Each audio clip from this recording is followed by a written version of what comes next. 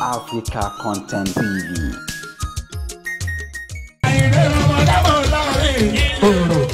Òròmọdìyẹ láàrin àṣà orílẹ̀-èdè oyè abámi pàtẹ́wọ́ ọ̀gbẹ́ni tí ló sọ mọ́ dàgbàna kó. Méje lálẹ́lúyà o, méje lè sádà o, méje kúrú síwù, méje lè sádà, méje lálẹ́lúyà, méje lè sádà, méje kúrú síwù, méje lè sádà. Ọmọ ọlọ́pẹ́ máa ṣọpẹ́ àdáṣì, sunana méje màná ní. Ìwà pàṣẹ bí aláìgbọ́ ni ó ti gbọ́. Wọ́n bá inú jẹ́, wọ́n dìtẹ̀ ẹlẹ́yìn. Ó ti gbọ́. Ìwà pàṣẹ bí aláìgbọ́ ni ó ti gbọ́. Olùsìn ni wọ́n pa àpá wọn sólù ní wọ́n. Ó sì ní òrùn, àyídé. Ó sì ní òrùn, àyídé.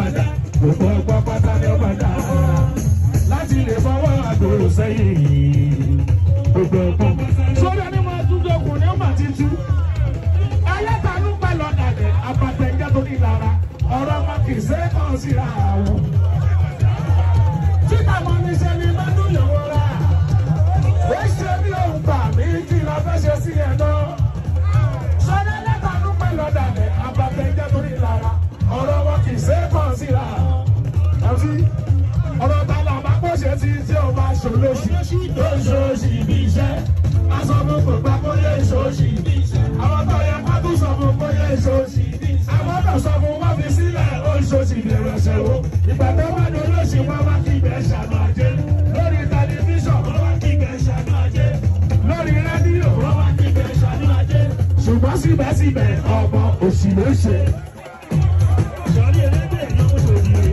Òwúrọ̀ mi tó jata mi. Ọ̀rẹ́ mi tó jẹyọ̀ mi. Tó jẹ́nu tó fi jata mi.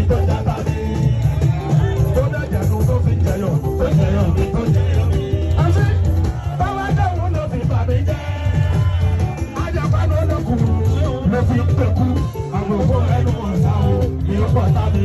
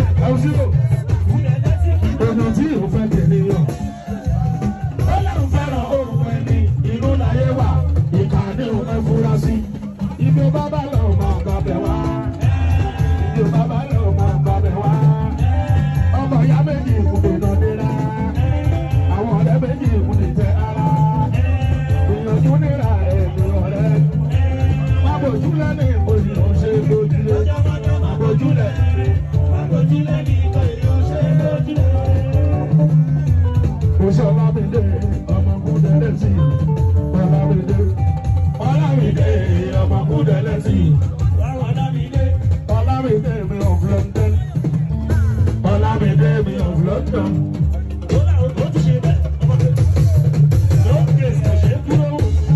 Olamide mi of London. Olamide every gentleman lágbàáyé alójíjóbi tí tóbi wá lọ́dúnrí àwọn professors gbogbo orí wa láti kọ́ wà lóní ìtumọ̀ èmi gangan lọ bá kọrin ìwé ọmọ lẹ́dẹ̀gbẹ́ o. Lágbàáyé alójíjóbi tí tóbi wá lọ́dúnrí.